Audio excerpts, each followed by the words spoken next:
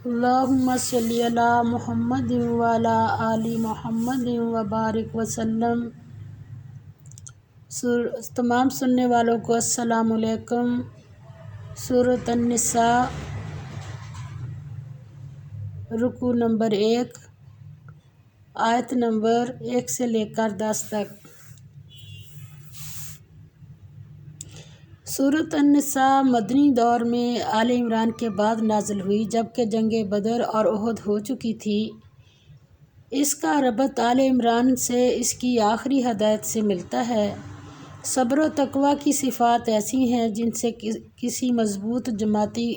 نظم کا قیام ممکن ہوتا ہے، اور اجتماعی معاشرہ کی تشکیل میں یہ صفات بنیاد کی حیثیت رکھتی ہیں۔ اب ہم ساتھ ساتھ دیکھ لیتے ہیں۔ اعوذ باللہ من الشیطان الرجیم، بسم اللہ الرحمن الرحیم۔ یا ایہا الناس، اے لوگو،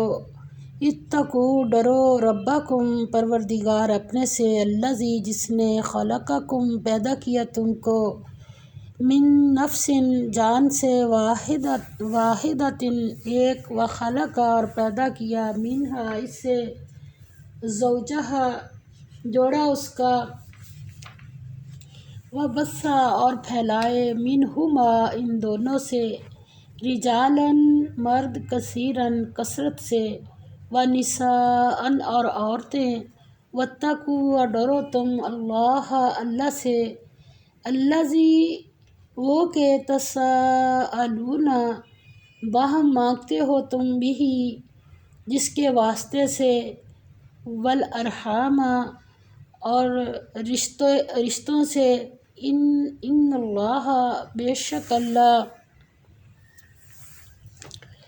کان، ہے، علیکم، تم پر، رقیبا، نگران۔ اللہ تعالیٰ فرمائیے، جو ابھی میں نے آیت پڑھی ہے، یہ نکاح کے خطبے میں بھی پڑھی جاتی ہے، اور دیکھ لیں اللہ تعالیٰ نے کتنی بار اس میں کہا کہ اللہ سے ڈر جاؤ، اللہ سے ڈر جاؤ۔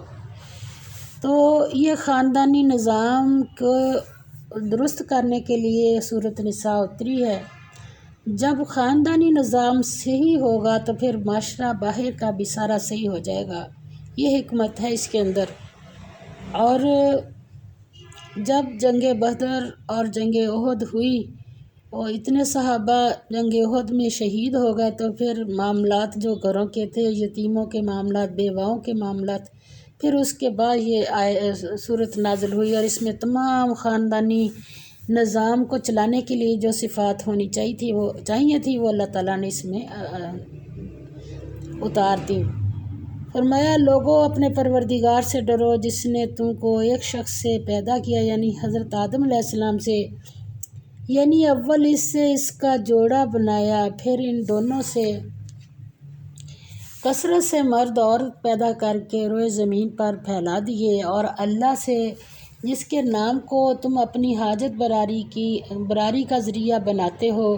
ڈرو، اور قطع مدت اور ارحام سے بچو، کچھ شک نہیں کہ اللہ تمہیں دیکھ رہا ہے۔ اور رحم کے رشتے جو ہیں، اللہ تعالیٰ فرماتے ہیں جو اس کو توڑے گا میں اس کو کاٹ کے رکھ دوں گا۔ اس میں بڑی سختی ہے کہ اللہ تعالیٰ کے حکم کو پورا کریں۔ اور پہلے اللہ تعالیٰ نے ایک فرد واحد پیدا ہوا، اور پھر اس فرد سے اس کی زوج کو پیدا کیا، جن کی نسل سے بے شمار افراد پیدا ہوئے، پھر ہر فرد کی نسل سے الگ الگ خاندان وجود میں آئے، پھر نسل انسانی کا یہ سلسلہ پھیلتا گیا، اور رفتہ رفتہ خاندانوں، قبیلوں، گروہوں اور بستیوں کی صورت اختیار کر گیا۔ اس اجتماعی نظام کی تشکیل کے لیے افراد کے باہمی اجتماع و اتحاد کے لیے صلہ رحمی، یعنی قرابت اور رشتہ داری کا سلسلہ پیدا ہوا، اسی سے معاشرہ اور سوسائٹی کا نظام قائم ہوا۔ اگر اس صلہ رحمی کے مؤثر اثرات نہ ہوتے تو انسان اجتماعیت کا خوگر نہ ہوتا، اسے اجتماعیت اچھی نہ لگتی۔ میاں بیوی دو ہوتے ہیں، بچے نہ ہوں تو کیا کہتے ہیں کہ اکیلے ہیں۔ یہ اللہ تعالیٰ نے اجتماعیت جو ہے نا، یہ انسان کی فطرت میں رکھ دی ہے۔ آگے دوسری آیت میں فرمایا، وَآتُوا، اور دے دیا کرو، الیتامیٰ، یتیموں کو۔ اور یتیموں اور بیواؤں کے بارے میں حقوق پہلے نازل ہو گئے، سب سے پہلے یتیموں کے بارے میں۔ وآتو اور دے دیا کرو الیتامہ یتیموں کو اموالہم مال ان کا، ولا اور نہ تتبدلو بدلو تم الخبیثہ برے مال کو بالطیب ساتھ اچھے کے، ولا اور نہ تأکلو کھاؤ اموالہم مال ان کا الا ملا کر اموالیکم مال اپنے سے، انہو بے شک وہ کانا ہے ہوبن گناہ کبیرہ بڑا، وَإِنْ اور اگر خفتم خوف ہو تمہیں اللہ کے نہ تقسطوا انصاف کر سکو گے فی الیتامہ یتیم لڑکیوں کے بارے میں، فانکحوا تو نکاح کرو ما طاب جو پسند آئیں لکم تمہیں من النساء اور عورتوں سے، مثنی دو دو وثلاثہ اور تین تین ورباع اور چار چار، فَإِن پھر اگر خفتم اندیشہ ہو تمہیں اللہ کے نہ تعدلوا عدل کر سکو گے تو کیا کرو پھر، فواحدۃ تو ایک کافی ہے، او یا ما ملکت وہ جو مالک ہوئے ایمانکم دائیں ہاتھ تمہارے لونڈیاں، یعنی ذالک یہ ادنیٰ زیادہ قریب ہے اللہ کے نہ تعولو تم ایک طرف جھک جاؤ، وآتو اور دے دیا کرو النساء عورتوں کو صدقاتہن مہر ان کا، نحلۃً بن مانگے یعنی مانگے بغیر، فَإِن پس اگر طِبْنَ خوشی سے چھوڑ دیں لکم تمہارے لیے، ان شیئن کچھ اس میں سے، منہ اس میں سے، نفساً خوش از خود دل سے، فکلوہ تو کھاؤ اسے تو کھا لو اسے، ہنیئاً سازگار مریہ خوشگوار۔ یہاں تک اللہ تعالیٰ نے یہ احکام نازل کیے ہیں، فرمایا اور یتیموں کا مال جو تمہاری تحویل میں ہو ان کے حوالے کر دو، اور ان کے پاکیزہ اور عمدہ مال کو اپنے ناقص اور برے مال سے نہ بدلو، یعنی چیز کے بدلے چیز دینے لگے ہیں تو بے شک اس کی قیمت بھی ایک جیسی ہے، تھوڑی سی میرے دل کو جو چیز پسند آ گئی تو میں بغیر یتیم کی رائے لیے اس کو اپنے حق میں رکھ لوں،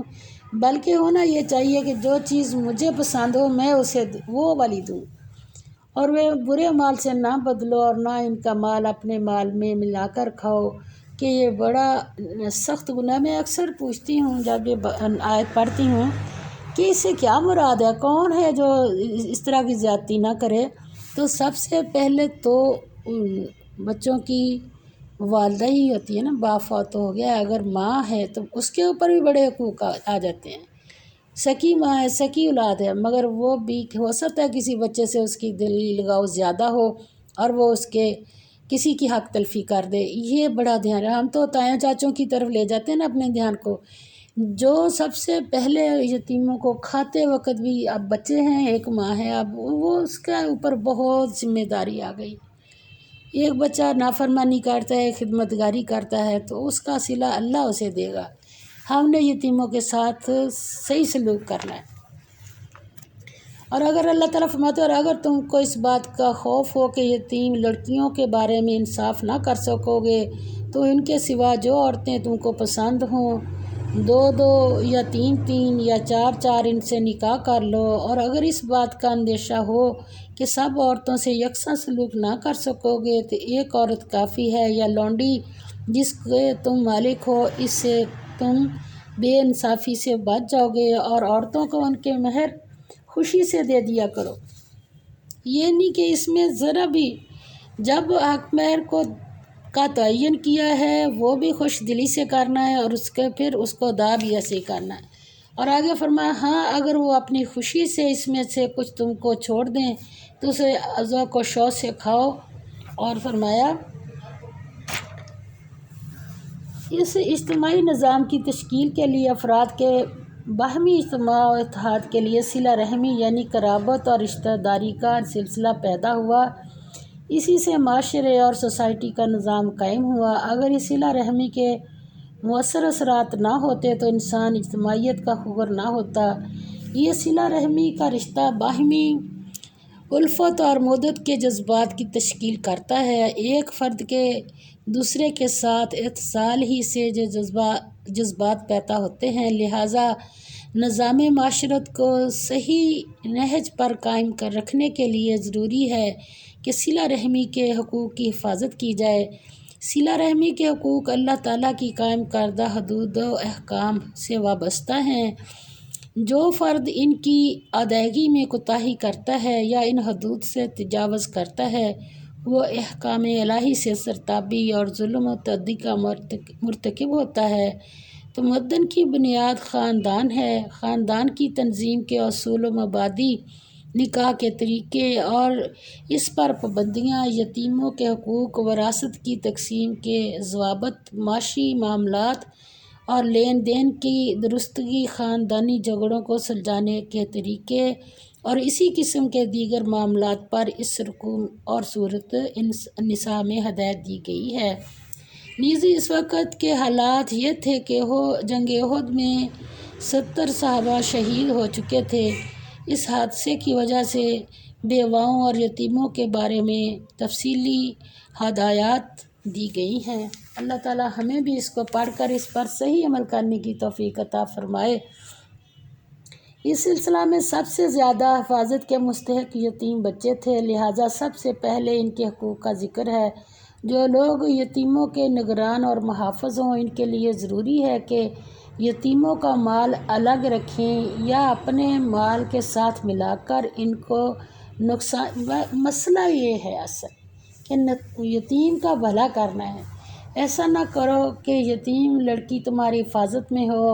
اور اس کی دولت پر قبضہ کرنے کے لیے کی غرض سے اسے نکاح کر لو اور پھر اسے نقصان پہنچاؤ، بلکہ یہ نکاح صرف ان کے نفع اور فائدے کے پیش نظر کیا جائے۔ نیز محافظ کے لیے ضروری ہے کہ اس بارے میں بے لاگ رہے۔ اگر ایک آدمی استطاعت رکھتا ہو، وہ ایک سے زیادہ 4 تک بیویاں رکھ سکتا ہے، لیکن اللہ تعالیٰ نے اس پہ یہ شرط ہے کہ وہ سب کے درمیان انصاف کرے۔ اگر یہ اندیشہ ہو کہ انصاف نہ کر سکے گا تو صرف ایک پر ہی اکتفا کرے، پھر ان کا مہر ان کو خوشی اور وہ اگر اپنی خوشی سے اس کا کوئی حصہ معاف کر دیں تو اس میں کوئی جرم نہیں۔ بیوی اپنے خاوند کو پورا مہر بھی معاف کر سکتی ہے۔ مال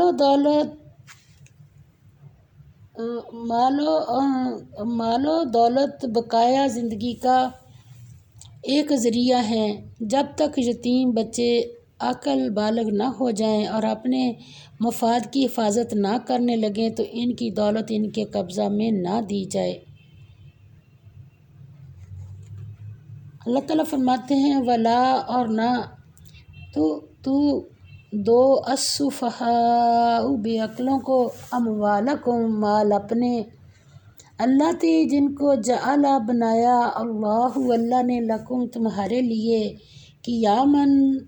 سہارا وارزقوہم اور کھانے کے لیے دو ان کو فیہا اس میں سے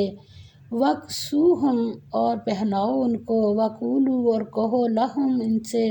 قولاً بات معروفہ معقول۔ یہ سب سے بڑی چیز جو ہے ان کے لیے یتیم کے لیے تحفہ ہے، اس کے جو بھی ولی ہیں یہ تحفہ ہے کہ اس کی تربیت اچھی کرے۔ فرمایا اور بے عقلوں کو ان کا مال جسے اللہ نے تم لوگوں کے لیے سبب معیشت بنایا ہے مت لو، ہاں اس میں سے ان کو کھلاتے اور پہناتے رہو اور ان سے معقول باتیں کہتے رہو۔ وابتلوا اور آزماتے رہو الیتامیٰ یتیموں کو، یعنی داڑھی مونچھیں دیکھ کے نہیں ان کے حوالے کرنا، ان کی عقل کو بھی دیکھنا ہے، ججمنٹ کرنی ہے۔ حتیٰ یہاں تک کہ اذا جب بالغوا وہ پہنچیں نکاح کی عمر کو، فإن پس اگر انستم محسوس کرو تم منہم ان میں رشداً عقل کی پختگی سوجھ بوجھ، فادفعوا تو حوالے کر دو الیہم ان کے اموالہم مال ان کا، ولا اور نہ تأکلوہا کھاؤ اسے اسراف سے اڑا کر، و بدارن اور جلد بازی سے، ان کے یکبرو بڑے ہو جائیں گے وہ، ومن اور جو کانا ہو غنین آسودہ حال، فلیستعفف پس چاہیے کہ وہ پرہیز کرے، کس سے؟ یتیم کے مال سے، ومن اور جو کانا ہو فقیرن بے مقدور، اللہ معاف کرے اگر یتیم کا مال کھانا پڑے تو بے مقدور لکھا ہے، غریب لکھا ہے اسے، فلیأکلوا پس وہ کھائے، بالمعروف دستور کے، یعنی یہ نہیں کہ جتنا دل کرے، جہاں میری ضرورت ہو تو میں تو اب یتیم میرے ساتھ رہتا ہے تو میں اس کا مال اڑاؤں نہیں، یہ معروف کہا ہے۔ فَإِذَا پس جب دفعتم حوالے کرنے لگو، الیہم طرف ان کی، اموالہم مال ان کے، یہ بھی ایک بہت اللہ تعالیٰ نے بہت اچھی بات سمجھائی ہے، فاشہدوا تو گواہ کر لیا کرو، علیہم ان پر، وکفیٰ اور کافی ہے، باللہ اللہ حسیباً حساب لے، یعنی اب گواہ تو کر لیا، گواہ کو ساتھ ملا کے تو حساب کتاب لگا دیا، تو اللہ تعالیٰ فرماتے ہیں دھیان سے، اوپر میں بھی حساب لگا رہا ہوں۔ پھر فرمایا اور یتیموں کو بالغ ہونے تک کام کاج میں مصروف رکھو، پھر بالغ ہونے پر اگر ان میں عقل کی پختگی دیکھو تو ان کا مال ان کے حوالے کر دو، اور اس خوف سے کہ وہ بڑے ہو جائیں گے، یعنی بڑے ہو کر تم سے اپنا مال واپس لے لیں گے، ان کو فضول خرچی اور جلدی میں نہ اڑا دینا۔ جو شخص آسودہ حال ہو اس کو ایسے مال سے قطعی طور پر پرہیز رکھنا چاہیے، اور جو بے مقدور ہو وہ مناسب طور پر یعنی بقدر خدمت کچھ لے لے۔ جب ان کا مال ان کے حوالے کرنے لگو، اب یہ ایک اور جھگڑا نہ کھڑا ہو جائے کہ کل کو یتیم کہے مجھے تو دیا ہی نہیں، تو گواہ کر لو۔ اب گواہ کرتے وقت جو تم ہیرا پھیری کر سکتے، اللہ نے اس کو بھی ظاہر کر دیا، اور حقیقت گواہ کر لیا کرو، اور حقیقت میں تو اللہ ہی گواہ اور حساب لینے والا کافی ہے۔ للرجال مردوں کے لیے، نصیب حصہ، مما اس میں سے جو ترکا چھوڑے، الوالدانی والدین، والاقربون اور رشتہ دار، وللنساء عورتوں کے لیے، نصیب حصہ ہے، مما اس میں سے جو ترکا چھوڑا ہو، الوالدانی والدین نے، والاقربون اور رشتہ داروں نے، مما جو کلا تھوڑا ہو، منہ اس میں سے، او یا کثرا زیادہ ہو، نصیباً حصہ، مفروضاً مقرر کیا ہوا۔ یہ ایک بات بڑی اہم اس کے اندر آئی ہے، اللہ تعالیٰ فرماتے ہیں جو مال ماں باپ اور رشتہ دار چھوڑ مریں، اس میں مردوں کا بھی حصہ ہے اور عورتوں کا بھی، جو والدین اور رشتہ داروں نے چھوڑا ہو، وہ تھوڑا ہو یا بہت، پہلے جو ساری تقسیم کے جو بھی حساب کتاب ہے اس کو چھوڑ کے اللہ تعالیٰ نے پہلا حساب کتاب جو سمجھایا ہے، چھوڑا ہو وہ تھوڑا ہو یا بہت، یہ حصے اللہ کے مقرر کیے ہوئے ہیں۔ اب یہ ضروری ہے کہ اگر نہیں ہم اس میں دھیان کریں گے تو پھر اللہ تعالیٰ کی ناراضگی کا، بلکہ بہت زیادہ سزا ہے اس کی، بہت عذاب ہے، کہ ہم اکثر لوگ کہہ دیتے ہیں بھائیوں کے پاس پھر کیا بچے گا، ہم کیا لیں، تو یہ دیکھیں ہم کو اللہ سے زیادہ عقل نہیں ہے، اللہ نے جو حصے بنائے ہیں نا، پہلا ہمارا ذہن سازی یہ ہو، جہاں سے حصہ لینا پڑے گا وہ میں لوں گی، اور جہاں دینا پڑے گا میں دوں گی، ٹھیک ہے، اور ایسے ہی مردوں کے لیے ان کو جہاں سے حصہ لینا ہو وہ لیں، اور جہاں دینا ہو وہ دیں۔ یہ کیا ہے چیز؟ یہ اللہ کا حکم ہے۔ اور آگے فرمایا وَإِذَا اور جب حضر آ جائیں، القسمت تقسیم کے وقت، اولو ابھی کوئی سے نہیں بتائے جا رہے، ابھی وہ کوائف بتائے جا رہے ہیں کہ اگر تقسیم مال ہے تو پھر پہلے سب سے تمہارے ذہن کیا ہونے چاہیے، کہ پھر فرمایا القسمت تقسیم کے وقت، اولو القربہ رشتہ دار، والیتامى اور یتیم، والمساکین اور محتاج، فارزقوہم پس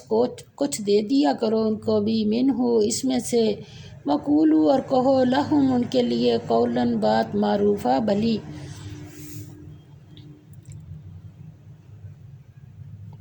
فرمایا اور جب میراث کی تقسیم کے وقت غیر وارث رشتہ دار اور یتیم اور محتاج آ جائیں تو ان کو بھی اس میں سے کچھ دے دیا کرو اور شیریں کلامی سے پیش آیا کرو۔ یعنی ہم تو خود ہی آپس میں لڑنا شروع کر دیتے ہیں جن کے حصے ہوتے ہیں۔ یہ سارے اللہ نے ادھر بھی دھیان کروایا کہ ان کے دلوں میں آئے گی یہ ان کو وراثت ہوتی کیا چیز ہے، بغیر محنت کے جو مل جاتی ہے۔ آگے فرمایا وَلْيَخْشَى اور چاہیے کہ ڈریں الذین وہ لوگ کہ لو اگر تارکو چھوڑ جائیں من خلفہم پیچھے اپنے ذریتاً بچے ضعافاً بے بس خانو اور انہیں خوف ہو علیہم ان کی نسبت فلیتقوا بس چاہیے کہ وہ ڈریں اللہ سے وَلْيَقُولُوا اور وہ کہیں قولاً بات سدیدہ پختہ ان الذین بے شک جو لوگ یأکلون کھاتے ہیں اموال مال الیتامی یتیموں کا کیسے کھاتے ہیں ظلم سے انما بے شک اس میں کوئی شک ہی نہیں ہے کیا کھاتے ہیں پھر وہ اگر یتیموں کا مال ظلم سے کھاتے ہیں تو اس میں کوئی شک نہیں یأکلون وہ کھاتے ہیں فی بطونہم پیٹوں اپنے میں نارن آگ کیا بھرتے ہیں اپنے پیٹوں میں آگ وَسَيَصْلَوْنَ اور عنقریب وہ ڈالے جائیں گے سعیرا دوزخ میں۔ ابھی کوئی نہیں بتایا کہ اس کا کتنا حصہ مگر یہ اصول بتا دی اللہ تعالیٰ نے اس رکوع میں۔ فرمایا اور جب میراث کی تقسیم کے وقت غیر وارث رشتہ دار اور یتیم اور محتاج آ جائیں تو ان کو بھی اس میں سے کچھ دے دیا کرو اور شیریں کلامی سے پیش آیا کرو اور ایسے لوگوں کو ڈرنا چاہیے جو ایسی حالت میں ہوں کہ اپنے بعد ننھے بچے چھوڑ جائیں اور ان کو ان کی نسبت خوف ہو کہ ان کے مرنے کے بعد ان بیچاروں کا کیا حال ہوگا۔ بس چاہیے کہ یہ لوگ اللہ سے ڈریں اور معقول بات کہیں۔ یہ لوگ یتیموں کا مال ناجائز طور پر کھاتے ہیں وہ اپنے پیٹ میں آگ بھرتے ہیں۔ حدیث پاک کا بھی یہی مفہوم ہے اور ادھر قرآن پاک کی آیت میں بھی لکھا ہوا ہے کہ وہ اپنے پیٹوں میں آگ بھرتے ہیں اور کہاں جائیں گے، کہاں رہیں گے پھر وہ دوزخ میں ڈالے جائیں گے۔ وآخر دعوانا الحمد للہ رب العالمین۔ یا اللہ صحیح پڑھ کر صحیح عمل کی توفیق عطا فرما دے اور سورۃ نساء ہمارے گھروں کے نظام کے لیے ہم اس کو اچھی طرح سے سمجھیں پڑھیں اور اس پر عمل کریں۔